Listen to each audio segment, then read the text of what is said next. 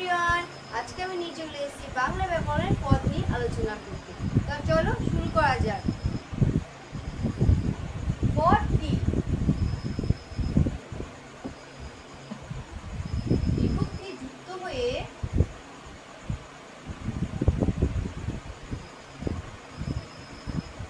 বিভক্তি যুক্ত হয়ে শব্দ যখন বাক্যের মধ্যে বসে, শব্দ যখন বাক্যের মধ্যে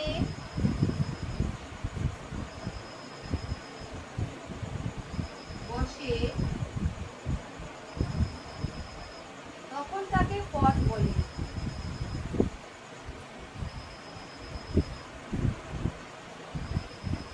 এই পদ 5 প্রকার, যেমন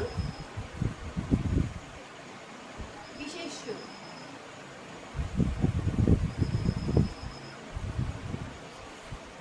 বিশেষণ,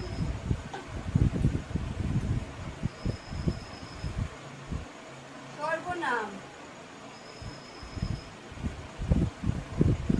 অব্যয়